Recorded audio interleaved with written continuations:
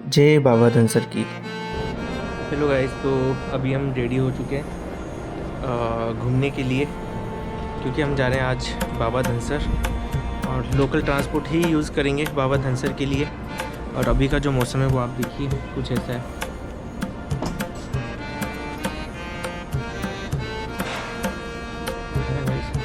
तो चलते हैं बाबा धनसर के लिए। तो यहाँ का सुबह का मार्केट देखो, यहाँ का कैसा है। मतलब सुबह तो नहीं रही, दोपहर है। दोपहर का जो मार्केट है वो देखो आप। जहाँ प्रकृति खुद भक्ति का संगीत गाती है, जहाँ वादियों में गूंजता है श्रद्धा का स्वर, आज हम आपको लिए चलते हैं एक दिव्य धाम बाबा धनसर जी के दरबार में। चल पड़े हैं हम भी उन्हीं रास्तों पर, जहाँ हवाएं भी भक्ति में लीन हैं, जहाँ हर पेड़, हर नदी, हर पत्थरों में बाबा का आशीर्वाद बसा है। वैष्णो देवी की पावन भूमि से शुरू होती है हमारी ये अद्भुत यात्रा। लोकल सर्विस में भक्तों की भीड़, चेहरों पर आस्था की चमक, न डरो न कोई थकावट है, इस राह में तो बस भक्ति की चाहत है। आज हम आपको ले चलेंगे जम्मू कश्मीर के रियासी ज़िले में स्थित उस पवित्र स्थल पर, जहां प्रकृति, भक्ति और चमत्कार का संगम है, बाबा धनसर धाम। बाबा धनसर जी कौन थे? तो आइए जानते हैं। बाबा धनसर भगवान शिव के परम भक्त और उनके गणों में से एक वासुदेव के पुत्र थे। कहा जाता है कि वासुदेव ने यहाँ आकर घोर तपस्या की थी। उनके पुत्र बाबा धनसर भी आध्यात्मिक साधना में लीन रहते थे और लोगों की मदद करते थे। वैसे ये जो हम जहाँ से बैठे थे आपके इसमें ऑटो में, इस जगह को क्या बोलते हैं? कारुआ। अच्छा, कारुआ। ये कारुआ जगह, आप बस स्टैंड से कारुआ जगह के लिए बुक कर सकते हैं। ये देखिए पैदल यात्री जा रहे हैं, तो कारुआ के लिए आप बुक कर सकते हैं। तो फिर कारुआ से यहाँ आप ऑटो टैक्सी ले सकते हैं बाबा धनसर के लिए। पैदल भी जा सकते हैं। हाँ, वैसे जहाँ आज कल कल बहते जल में पवित्रता है, वहीं कभी एक भयंकर राक्षस का आतंक था। बाबा धनसर ने तपस्या से शक्ति पाई और शिव कृपा से राक्षस का नाश कर इस क्षेत्र को पुनः पवित्र बनाया। जहाँ साधना से सिद्धि मिलती है, वही इतिहास भी जन्म लेता है। हर बूंद में तप का तेज है, हर वादी में बाबा का रहस्य है। हर मंदिर, हर धाम के पीछे एक कहानी होती है, और बाबा धनसर की कथा श्रद्धा और पराक्रम का अद्भुत संगम है। ऐसा माना जाता है कि बाबा धनसर कोई साधारण पुरुष नहीं थे, वे स्वयं शेषनाग जी के पुत्र थे। हाँ, वही शेषनाग जो त्रिलोकों के स्वामी भगवान विष्णु के सैया बनते हैं। बाबा धनसर तपस्या और भक्ति में लीन रहते थे और इसी स्थान को अपनी साधना का क्षेत्र बताया। कहते हैं कि जब इस इलाके के लोग एक भयंकर राक्षस के आतंक से त्रस्त हो गए, तो उन्होंने बाबा धनसर से प्रार्थना की। बाबा धनसर ने अपने दिव्य तेज से राक्षस को रोका और फिर भगवान शिव का आह्वान किया। शिव जी स्वयं प्रकट हुए और उस राक्षस का वध कर इस धरती को भयमुक्त किया। तभी से यह स्थान भक्ति, सिद्धि और शक्ति का प्रतीक बन गया। आज भी यहाँ के वनों में, उन चट्टानों पर, उन बहती हवाओं में उस दिव्य युद्ध की प्रतिध्वनि सुनाई देती है। जहाँ तप ने रचा इतिहास और भक्ति ने रचा विश्वास, वही उड़ते हैं अरमान, छूने को बाबा के पावन चरणों का आकाश। बाबा धनसर के धाम की एक अनोखी विशेषता है कि यहाँ का पावन झरना और उसका निर्मल तालाब। ऐसा माना जाता है कि इस तालाब का पानी अत्यंत पवित्र है और जो श्रद्धालु यहाँ डुबकी लगाते हैं, उनकी सारी मनोकामनाएं पूर्ण होती है। इस झरने से गिरती जल धाराएं जैसे साक्षात गंगा मैया के स्वरूप को दर्शाती है। पानी नहीं, आशीर्वाद बहते हैं यहाँ, हर बूंद में बाबा का प्रेम बरसता है यहाँ। जो सिर झुकाता है श्रद्धा से इस धारा के आगे, उसके जीवन से दुखों का अंधेरा छटता है यहाँ। बाबा धनसर धाम केवल एक मंदिर नहीं है, यह है प्रकृति का खुला उपवन, जहाँ हर क्षेत्र, हर पेड़ मंत्रों का पाठ करता है, हर फूल आरती का दीप बनकर खिलता है और हर हवा भक्ति के गीत गाती है। यह जगह याद दिलाती है कि भक्ति और प्रकृति दोनों एक दूसरे के पूरक हैं।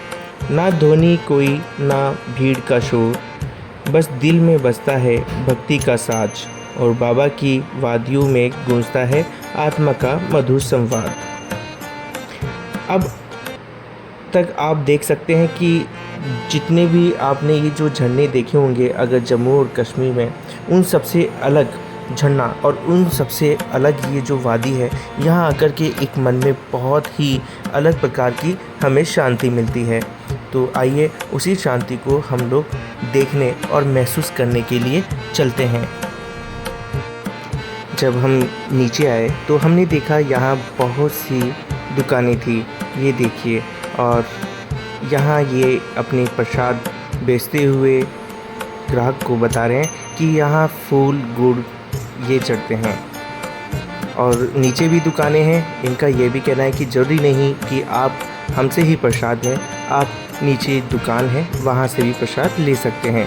तो इनके मन में कोई भी किसी भी प्रकार का लालच नहीं है कि आप इन्हीं के पास आकर और प्रसाद लें। यहाँ की एक बहुत ही एक अच्छी बात लगी कि यहाँ सभी लोग बहुत अच्छे हैं और आपका साथ देते हैं। तो ये देखिए यहाँ की सुंदरता।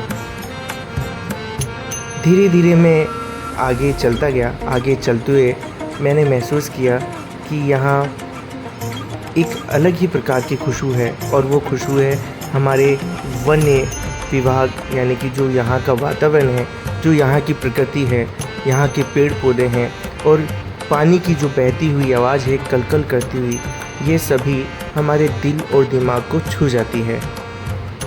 आप जब चलेंगे तो आपको भी एक आभास होगा कि हम लोग यहाँ स्वर्ग में आ गए हैं।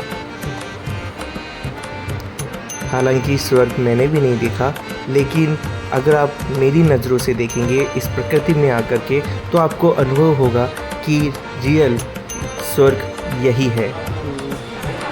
अभी हम लोग बाबा धनसर के यहाँ नीचे आ चुके हैं, और जो ये आवाज़ आपको आ रही है कलकल की, पानी की आवाज़ है। और मैं आपको दिखाता हूँ जो यहाँ पर झरना है।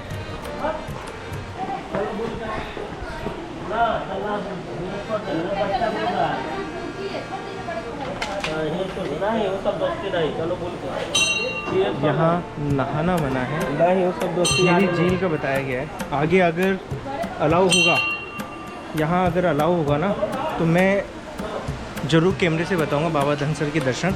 अगर अलाउ नहीं होगा तो देखिए मैं भी कुछ ही नहीं कर सकता।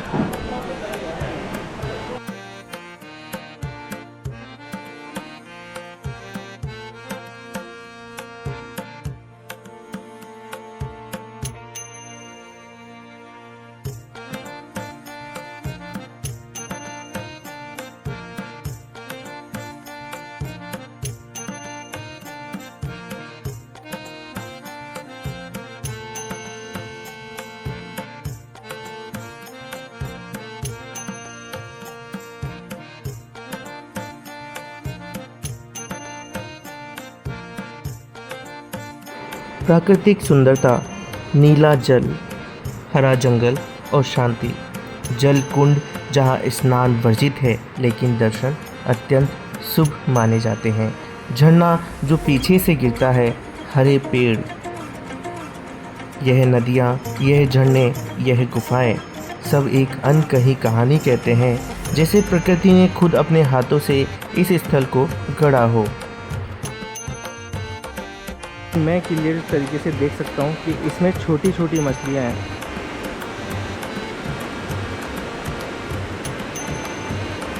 शानदार, बहुत छोटी छोटी मछलियाँ इसमें। ये देखो नीचे, और ये देखो,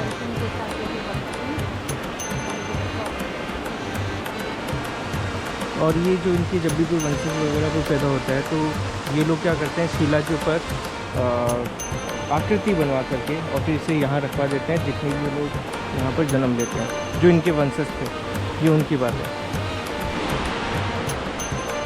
हर बूंद में कोई दुआ बहती है, हर पत्थर में कोई कथा छुपी है। इस वादी के हर कोने में एक चमत्कार की गूंज सुनाई देती है। जय बाबा धनसर। इसी सुंदरता को देखने के लिए यहाँ हज़ारों लोग आते हैं डेली दिनचर्या में। तो यहाँ नहाना मना है। यहाँ आने से कष्ट दूर होते हैं, मनोकामनाएं पूरी होती है और जल कुंड में हाथ धोकर माथा टेकना शुभ होता है। दर्शन करते हुए भगवान के बारे में आप सिर्फ यही सोचिएगा कि किस तरह से भगवान शिव यहाँ प्रकट हुए थे और साक्षात यहीं पर ही वो विराजमान हुए थे पिंडी रूप में।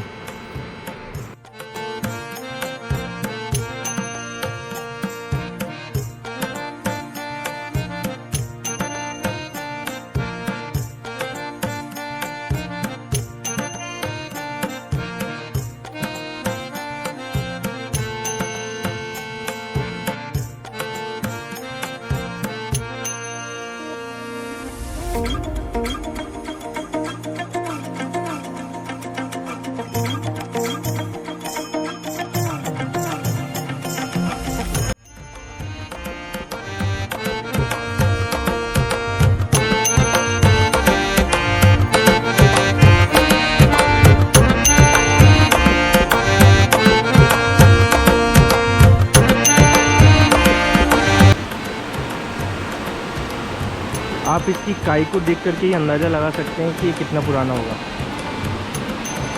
क्योंकि जो इसकी काई है वो कुछ अलग ही बयां करती है।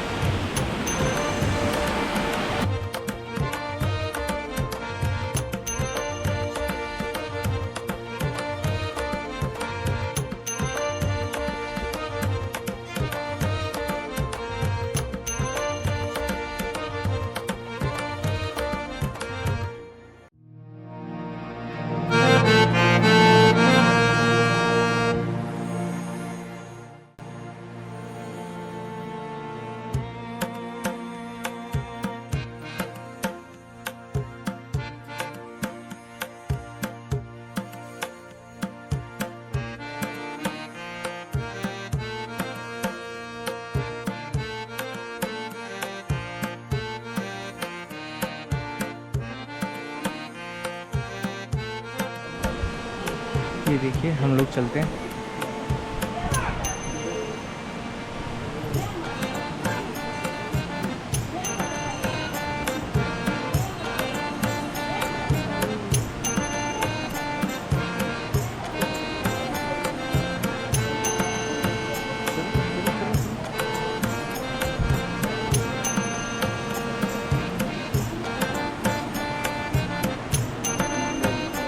यहाँ की जो दीवारें हैं वो भी ठंडी हो रही है, पानी ऐसा लग रहा है जैसे कोई पानी से सीलन वाली हो।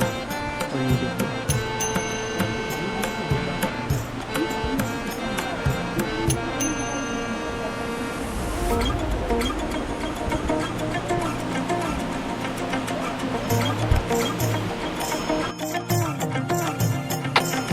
कहते हैं जब दिल में श्रद्धा हो तो मंदिर के द्वार पर कदम रखते ही आत्मा खुद ब खुद नतमस्तक हो जाती है। बाबा धनसर के इस पावन धाम में प्रवेश करते ही एक अद्भुत शांति, एक अलौकिक ऊर्जा पूरे तन मन को भर देती है। जैसे कोई अदृश्य हाथ तुम्हारी थकान और तुम्हारा दुख सब धीरे धीरे हर लेता है। हर झंडा यहाँ एक कहानी कहता है। किसी की मन्नत पूरी हुई है तो कोई अपनी अरज लिए यहाँ आया है। हवा में फड़फड़ाते ये झंडे मानो भक्तों की दुआओं को सीधा बाबा तक पहुँचाते हैं। यहाँ झंडा बांधना सिर्फ एक रस्म नहीं है, यह श्रद्धा का इजहार है। यह भरोसे की डोर है जो भक्त और भगवान को जोड़ती है। हर झोंके में उड़ते हैं अरमान, हर झंडे में बसते हैं भगवान। और बांध दो एक धागा यहाँ, हो जाए सपनों का भी कल्याण।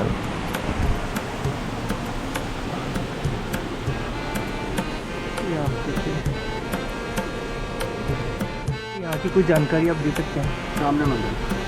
अच्छा, और ये शिव जी हैं, भोलेनाथ। अच्छा, कितना टाइम हो गया इनको? काफ़ी टाइम पुराना मंदिर है।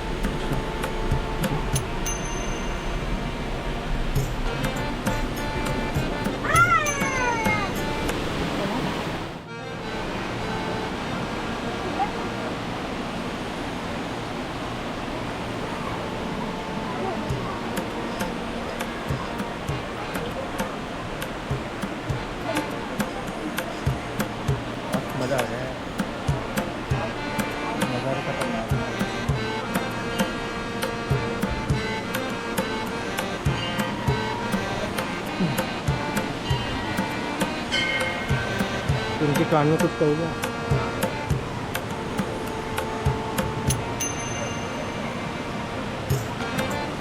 तो ये प्राइवेट बात कर रहे हैं नंदी जी महाराज से। तो एक और मंदिर है, अंदर चलते हैं।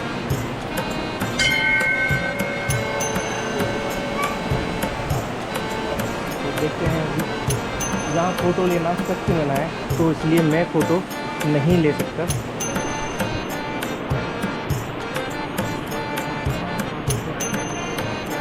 कैमरा अलाउ है?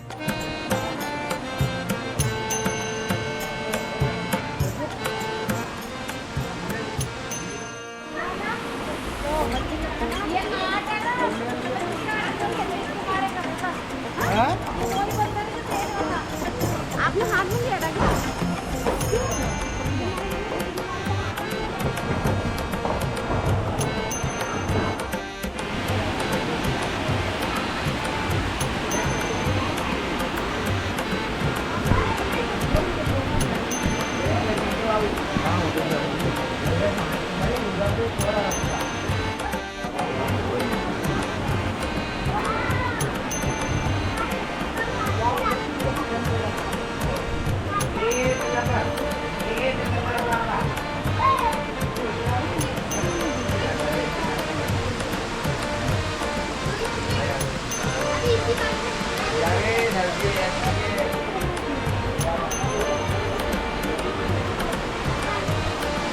इसमें मछलियाँ भी हैं, इसमें मछलियाँ भी हैं।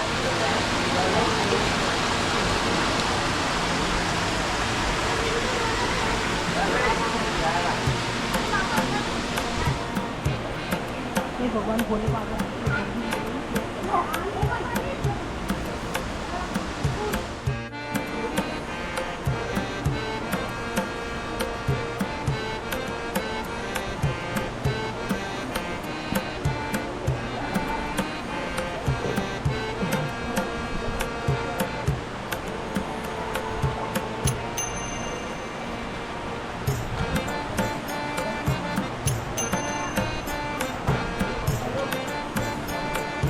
अब देखिए मैं आपको एक अलग ही चीज़ दिखाने जा रहा हूँ।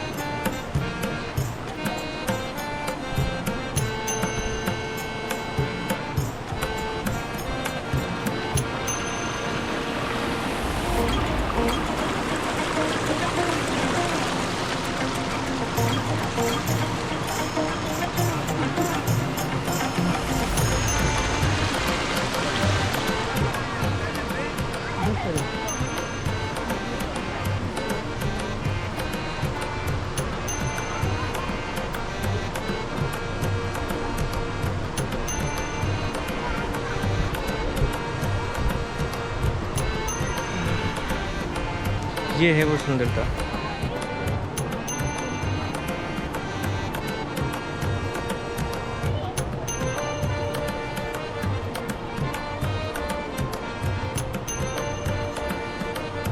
आप भी यहाँ आएंगे तो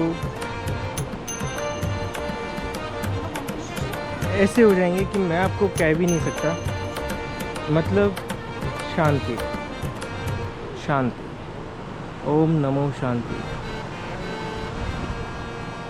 ये है हमारे बाबा धनसर जी।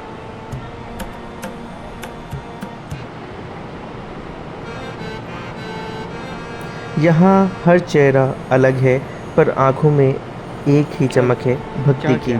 छोटे छोटे बच्चे भी सिर झुकाते हैं, बूढ़े कांपते हाथों से दिया जलाते हैं और जवान मन्नतों के धागे बांधते हैं।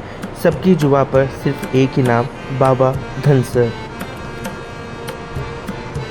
यहाँ की पूजा भी कुछ अलग है। भक्त पहले बाबा धनसर को जल अर्पित करते हैं, फिर झरने के नीचे दीपक जलाते हैं। यहाँ जल को देवता माना जाता है, क्योंकि यह वही धारा है जो शिव की कृपा से फूटी थी। और कहते हैं जो मन से जल चढ़ाता है उसका जीवन भी शिव जैसा शांत और शक्तिशाली बन जाता है। चढ़ा दो श्रद्धा की एक बूंद इस पावन जल में, खो जाओ बाबा के असीम हलचल में। दर्द बहेगा, दुख धुलेगा और आत्मा निखरेगी इस मधुर तरल में। मंदिर के चारों ओर फैली वादियाँ चुपचाप बाबा की महिमा का बखान करती है। हर दिशा से आती हवाएं मानो कान में बाबा का आशीर्वाद फूंकती है और दिल कह उठता है कि जीवन अगर जन्नत का कोई कोना है, जीवन अगर स्वर्ग का कोई कोना है, तो शायद यही कहीं है बाबा धनसर के चरणों में। थक जाओ जब इस दुनिया की दौड़ से, तो आना बाबा के दरबार। यहाँ ना कोई सवाल ना कोई उत्तर, बस एक मीठा सा सुकून और बाबा का भरपूर प्यार।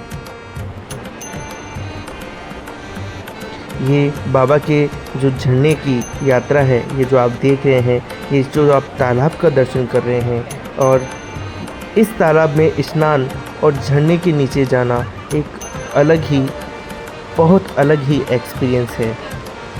ये लोगों का अनुभव कहता है, मेरे साथ में।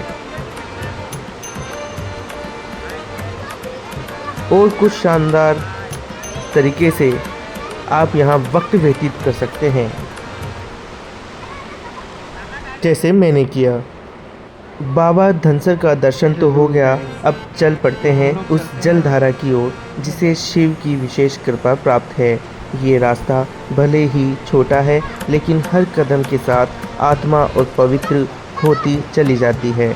झरने की मधुर आवाज़ कानों में गूंजती है और लगता है जैसे खुद शिव शंकर बुला रहे हैं। यह है बाबा धनसर का पवित्र तालाब। यहाँ जल इतना स्वच्छ है, इतना निर्मल है कि उसमें झांक कर कोई अपने भीतर तक देख सकता है। यहाँ आकर स्नान करने का विशेष विधान है। यहाँ एक नियम का पालन करना अनिवार्य है। इस तालाब में स्नान की अनुमति तो है, लेकिन इसे गंदा ना करें। लेकिन मुख्य झरने के नीचे जाकर नहाना भी वर्जित है, यानी कि जहाँ अभी आप मुझे देख रहे हैं। कहते हैं झरने के नीचे नहाना शिव के कोप को आमंत्रित करना होता है। जो आपने पीछे झरना देखा था, जो काई से निकलते हुए नीचे बह रहा था, लेकिन आप यहाँ स्नान कर सकते हैं। जलधारा बहती रहे, मन धारा से जुड़ती रहे। यहाँ हर बूंद में बसा है वरदान, हर अंश में शिव का प्रमाण। यात्रा जितनी भक्ति से भरी होती है, उतना ही मर्यादा से भी। इसलिए जब भी इस तालाब में डुबकी लगाएं, मन से क्षमा मांगे और बाबा से आशीर्वाद लें। यह केवल एक स्नान नहीं, यह आत्मा का शुद्धिकरण है। किसी ने कहा बाबा ने नौकरी लगवा दी, किसी ने कहा जीवन का संकट दूर हो गया, और किसी ने बस इतना कहा यहाँ आकर मैंने खुद को पा लिया। बाबा धनसर धाम मन्नतों का नहीं, आत्मा के जागरण का स्थान है। मांगने आए थे कुछ दुआओं का सहारा, पर पाया खुद को इस धारा किनारा। क्या मांगते क्या चाहते, सब कुछ खुद ब खुद मिल गया बाबा के प्यारा। चारों ओर फैली हरियाली मन को एक नए रंग से रंग देती है। ठंडी हवाएं कानों में कुछ गुनगुनाती है और वादियाँ बाबा की महिमा का गीत गाती है। लगता है जैसे ये धरती नहीं, स्वर्ग का एक छोटा सा टुकड़ा हो। इस जीवन की आपा धापी से कुछ पल चुराकर इस पावन धाम में आना। यहाँ ना कोई छल है ना कोई छलावा, बस सच्ची श्रद्धा का प्यारा सा बहाव है। और उस बहाव में जब तुम खुद को छोड़ दोगे, तब बाबा धनसर तुम्हें थाम लेंगे। जब थक जाता है तन, जब उलझ जाते हैं जीवन के धागे, तब ऐसे ही किसी पल में प्रकृति की गोद हमें फिर से सुलाती है। आज इस शांत धरा पर बैठकर इन हवाओं की ठंडी थपकी को महसूस कर रहा हूँ। हर झोंका जैसे बाबा धनसर का आशीर्वाद हो, हर लहर जैसे कोई नई कहानी कहती हो। आज वक्त भी रुक गया है और मैं भी। देखो इस झरने को कैसे कलकल करता हुआ बिना थके बहता जा रहा है। देखो इस नदी को कैसे अपने भीतर हजारों पत्थरों को छुपाकर भी मुस्कुरा रही है। सच है, जीवन भी तो ऐसा ही होना चाहिए। चाहे कितनी भी मुश्किलें आए, मुस्कुराते हुए आगे बढ़ते रहो। इन पेड़ों को देखो, कितनी खामोशी से आकाश को छूने की कोशिश कर रहे हैं। ना कोई शिकायत, ना कोई शोर, बस अपने अस्तित्व को पूरी श्रद्धा से जीते हैं। हर पत्ती, हर शाखा, हर जड़ में जैसे खुदा की मुस्कान बसी हो। इन हवाओं में घुला ये सौंदर्य आत्मा को भी भीगा देता है। झरना हमें सिखाता है, गिरकर भी, टकराकर भी चलते रहो। नदी सिखाती है, अपने रास्ते खुद बनाओ, चाहे चट्टानें कितनी भी बड़ी क्यों ना हो। और बाबा धनसर सिखाते हैं, श्रद्धा और विश्वास से हर असंभव को संभव बनाओ।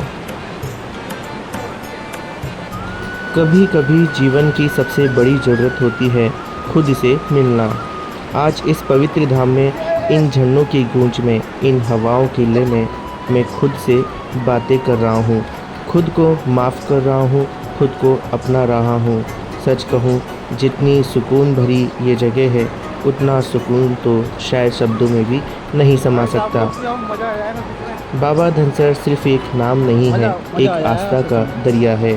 यहाँ आकर दिल हल्का हो जाता है, बोझ उतर जाता है। कहते हैं, जो भी सच्चे मन से बाबा का नाम लेता है, उसके जीवन में दुखों की रातें विदा हो जाती है। श्रद्धा में वो ताकत है जो नामुमकिन को भी मुमकिन बना देती है। ये झरने की धार नहीं, खुद बाबा का आशीर्वाद बह रहा है। ये हवाओं की गूंज नहीं, खुद दुआओं की फुसफुसाहट है। जहाँ मन सुकून ढूंढता है, वहीं बाबा धनसर की वादियाँ मुस्कुराती है। इस पवित्र झरने के सामने बैठकर बस एक ही बात समझ आई, जीवन बहुत सुंदर है अगर उसे शिकायतों से नहीं, आभार से जिया जाए। आओ बाबा धनसर की इन वादियों में हर सांस को एक दुआ बना दें, हर कदम को एक आभार बना दें, हर क्षण को एक जीवन का उत्सव बना दें। जय बाबा धनसर, हर हर महादेव। कितनी बड़ी बड़ी है। कहाँ है? काम जब दो काम कर लेगा ना, हाँ। तो किसी चीज़ की दिक्कत नहीं है। मछली एक तो पहली रोटी गाय की, लास्ट रोटी कुत्ते की। और मछली को खिलाना, कुत्ते को खिलाना, कौवे को खिलाना कभी व्यर्थ नहीं जाएगा। जाके कुंडली भी दिखाएगा। और किसी बड़े से बड़े पंडित को पूछ लेना। कुत्ते को खिलाने वाला अकाल मृत्यु को प्राप्त नहीं होता, और जो मछली को खिलाता है उसमें घर में कभी क्लेश नहीं होगा, और जो कौवे को खिलाएगा उसके घर में कभी पितर दोष नहीं आएगा।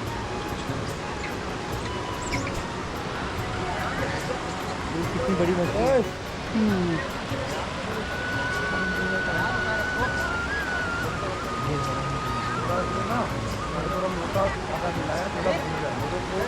चिपक जाता है, चार है। हाँ। एक बार कितना अरे ये आपका डेली दिनचर्या था। एक बाबा जी दिखना है।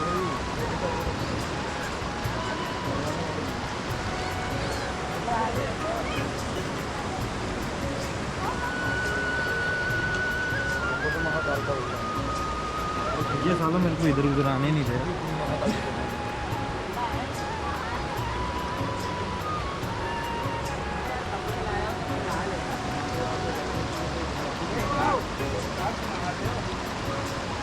आप उधर से चल जाओ, कुछ नहीं करेगा, कुछ नहीं करेगा, जाओ एक बार।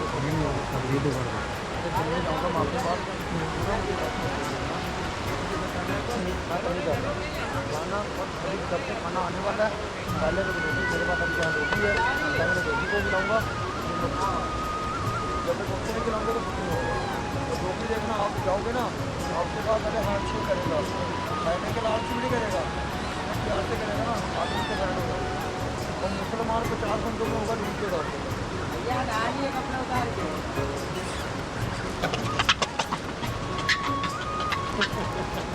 जा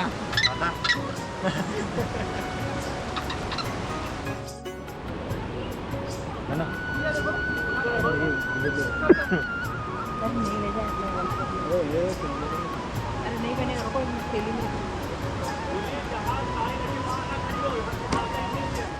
के साथ।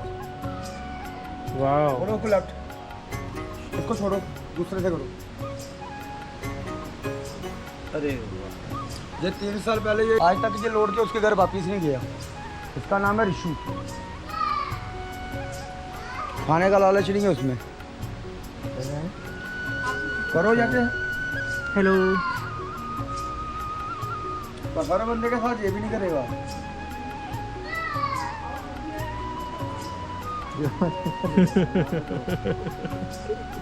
डबल। मेरे पास भी एक डॉग है। मुझे भैया अपनी जान से ज़्यादा प्यार नहीं। मेरे सामने कोई उनको पत्थर मार दे, जान से मार दूँ। नहीं, किसी जानवर को परेशान नहीं करना चाहिए, मेरा तो मानने के। मैं तो खुद नहीं करता यार। मैं तो खुद इनको ये कहता हूँ। यहाँ की क्या महिमा है, कैसे क्या है, आप मुझे जानकारी दे सकते हैं? जैसे आप जहाँ पे आए हो कि बाबा धनसर जी, हाँ जी। इसी प्लेस पे आए हो ना। हाँ जी। कई लोगों के माइंड में ये चीज़ चलती है कि बाबा धनसर जी कोई साधु होंगे, कोई महात्मा होंगे। पर बाबा धनसर जी ना कोई साधु हैं, ना कोई महात्मा है, ना कोई इंसान है। जो महादेव के गले के नाग हैं, राजा बासुजी नाग। ये राजा बासुजी नाग के पुत्र हैं बाबा धनसर जी, मतलब शेष नाग अवतार। और बोले बाबा जी के जो परम भक्त हैं। अब ये है कि बासुजी नाग के एक ही पुत्र नहीं है कि ये बाबा जी हैं।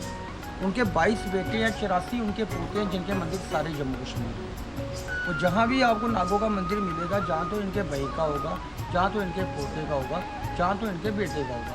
आपस में कुछ तो कुछ रिलेटिव रहेंगे। और जैसे अंदर आपने झील देखी है, हाँ। ये गुप्त गंगा है। गुप्त गंगा मीन्स इससे पीछे आप 200 मीटर पीछे चले जाओगे, आपको पानी की एक बूंद भी नहीं मिलेगी। जैसे आप 200 मीटर से नीचे आते जाओगे, हाँ। तो ये अपने आप पानी अपने आप कोई पेड़ों की जड़ों में से निकल रहा है, कोई पत्थरों में से निकल रहा है। आपने देखा ना अंदर चारों तरफ से पानी चारों तरफ से पानी आ रहा है। झील में गिर रहा है। हाँ। और आगे पीछे कहीं नहीं वो गिरेगा, क्योंकि झील में इसलिए गिर रहा है कि नागों का वास होता है जो पानी के अंदर होता है। और मेन जहाँ जो बाबा जी का जो वास है तो वो झील के अंदर है। क्योंकि उसी झील में बैठ के बाबा धनसर जी ने 12 साल भोले बाबा जी की तपस्या की। जब 12 साल के बाद भोले बाबा जी ने इनको दर्शन दिए और वर मांगने के लिए बोला। इन्होंने बोला मेरे को जहाँ कोई वर नहीं चाहिए, बस आप हमारे सामने जो विराजमान हो जाओ, जो हम यहाँ से सृष्टि का कल्याण करेंगे। पूरे परिवार के साथ भोले बाबा जी उनके सामने विराजमान है। देखा ना गुफा में आप शंभू विराजमान है, बनावटी कुछ नहीं है। माता पार्वती, कार्तिक, गणेश, पूरा शिव परिवार है। और मेन चीज़ आपने ध्यान नहीं दिया होगा, शिव गुफा में जाओगे तो पत्थर में डमरू बजते हैं। आपने वो चीज़ मिस की होगी, क्योंकि हम लोगों की सबसे बड़ी गलती पता क्या चीज़ होती है? हम कहीं भी जाते हैं तो हम ये होता है कि टीका लगा तो हम बाहर दौड़ने वाली बात करते हैं। सबसे पहले हम कहीं जा रहे हैं तो हमारा फर्ज बनता है, मीलों दूर से आए हैं तो हम अपनी मर्जी तो हम नहीं आए हैं। अगर उन्होंने बुलाया तो हम आए हैं, ये हमारा पूछने का हक है। और आगे पंडित जी ना बताए तो हम उन्हें पूछ सकते हैं कि आप क्यों नहीं बता रहे। और जो चीज़ आपको पता है वो हमें तो पता नहीं है। अगर आप हमें बताओगे तो हमें आगे 4 को बताएंगे, तो ऐसे तो लोग आएंगे। मंदिर की मान्यता के बारे में पता लोगों को चलेगा तो तभी तो लोग आएंगे। जम्मू कश्मीर में 33 कोटि देवी देवता वास करते हैं। जम्मू रघुनाथ मंदिर है यो, तो 33 कोटि देवी देवता का मंदिर है। वहाँ अंदर जाओगे तो पूरी पूरी छोटी छोटी पिंडियाँ मिलेंगी आपको। तो वैसे ही यहाँ पे अब कई लोगों के माइंड में ये क्वेश्चन आ जाता है कि अगर ये शेषनाग जी हैं तो इन्हें बाबा जी क्यों कहते हैं? बड़े बड़े लोग सिर्फ ये होते हैं कि वो उल्टे क्वेश्चन पूछने के लिए करते हैं। बाबा जी हम लोग इनको इसलिए बुलाते हैं, जैसे हमारे घर के बड़े सदस्य रहते हैं तो हम उनका नाम नहीं लेते, किसी तरह से इज्जत से बोलेंगे तो हम इन्हें बाबा जी कहते हैं। और ये हमारे कुल देवते हैं। हमारे गांव में जहाँ 5000 से ज़्यादा ही घर होंगे, पर एक ही कोष्ठ ओनली ब्राह्मण, ना कोई मुसलमान है ना कोई राजपूत है। और हमारे कुल में इनका ये वरदान है कि जो सेवा भक्ति हमारा कुल्ली बाबा जी की है। जैसे ये अंदर जो पंडित जी बैठे हैं, ये हमारे मतलब रिलेटिव भी हैं, वही लगते हैं आपस में, क्योंकि हमारा एक सभी का एक ही कुल है। और साल में बाबा जी का जहाँ मेला होता है, हम जन्मदिन मनाते हैं, वो होता है साल की जब सबसे बड़ी एकादशी आती है तो उसके अगले दिन होता है। और हमारे कुल में हर साल बाबा जी का एक चेला बनता है।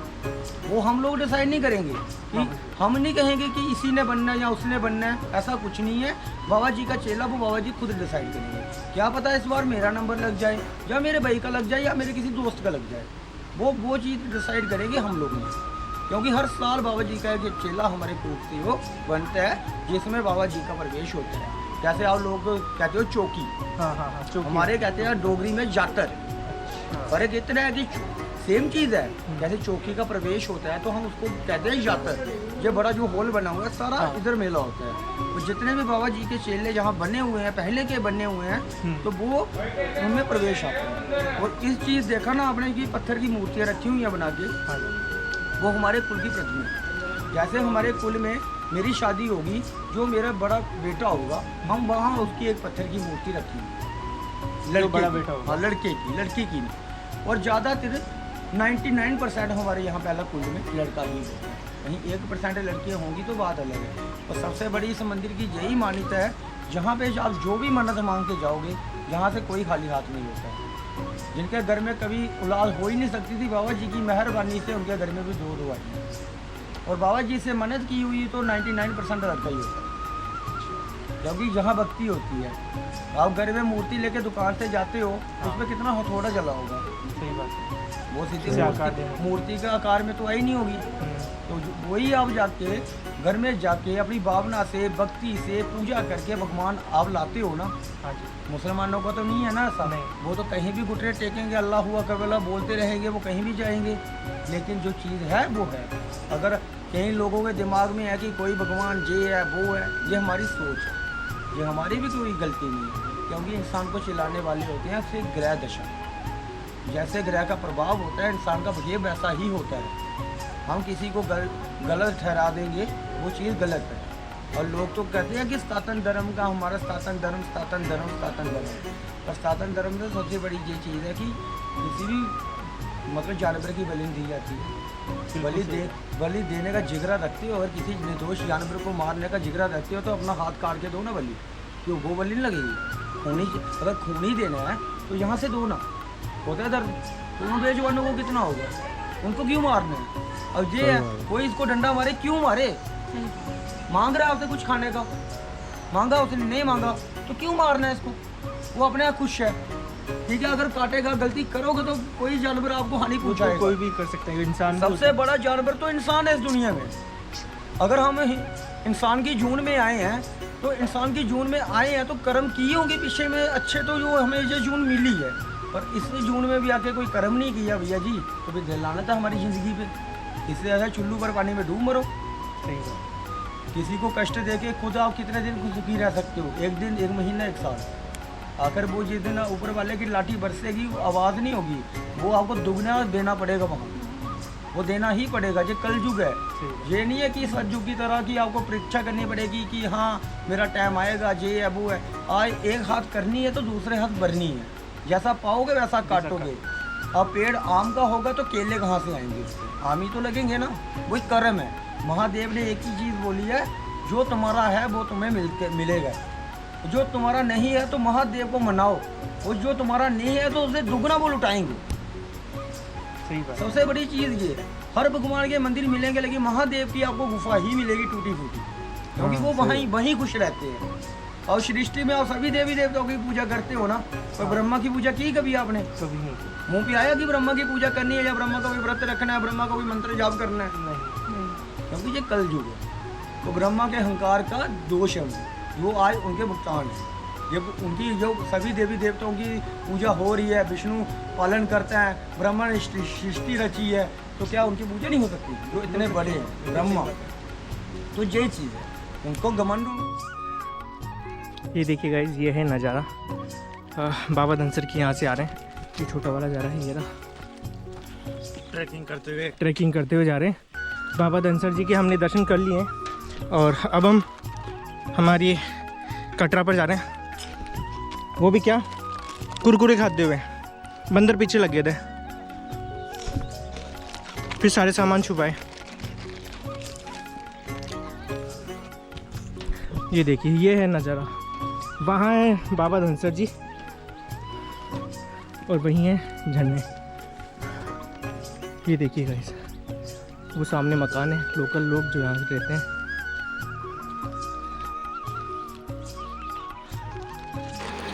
छू लिया दिल को इन वादियों ने, भर दिया प्राणों को इन हवाओं ने। बाबा के चरणों में जो झुके, जीवन की राहों ने खुद रास्ता दिया। लौट रहे हैं तन से भले ही, पर मन तो यहीं रह गया। धन्य हो बाबा धनसर, तुम्हारा नाम अमर हो गया। फिर वही 1 किलोमीटर का रास्ता, पर अब कदम हल्के हैं, मन भारी है। लौटते हुए मन कह रहा है, जल्दी फिर आऊँगा बाबा, फिर से आऊँगा तुम्हारे दरबार में। इस यात्रा ने सिखाया कि कठिन रास्ते भी सुंदर होते हैं अगर विश्वास का दीप जलता रहे। सिखाया कि छोटी छोटी खुशियों में भी बड़ा सुकून छिपा है, और सबसे बड़ी बात, सच्चे मन से मांगी गई मुरादें बाबा धनसर कभी अधूरी नहीं रहने देते। चल पड़े थे राहों में अपने विश्वास के संग, पाया बाबा का साथ और खुद को नई उमंग। आज लौट रहे हैं, सिर पर बाबा का हाथ है, मन में श्रद्धा की ज्योति और आशीर्वाद की बात है। जय बाबा धनसर, हर हर महादेव। अगर कभी जीवन थम जाए तो एक बार बाबा धनसर के धाम जरूर आना। यहाँ तुम्हें नई रोशनी, नई उम्मीद और नई उड़ान मिलेगी। हर हर महादेव। जय बाबा धनसर। जय बाबा धनसर, हर हर महादेव। श्री धनसर धाम की जय।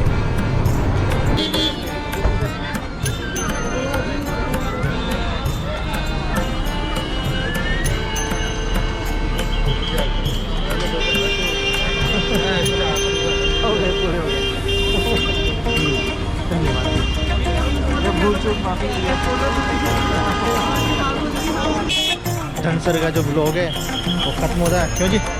हाँ, बाबा धनसर का ब्लॉग हमारा यहीं पर ही एंड होता है। ये है हमारा चौक, ये आप देख सकते हैं। ये रहा, ये बस स्टैंड है, ये टैक्सी स्टैंड है, आप यहाँ से ले सकते हैं। और ये ऑटो स्टैंड है, ये देखिए, ये ऑटो स्टैंड है। तो यहाँ से भी आप जा सकते हैं, कोई इशू नहीं है।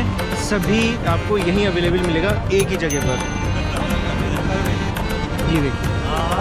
तो आज का जो ब्लॉग है ये पे एंड करते हैं। राम राम भाइयों, फिर मिलेंगे अनदर ब्लॉग।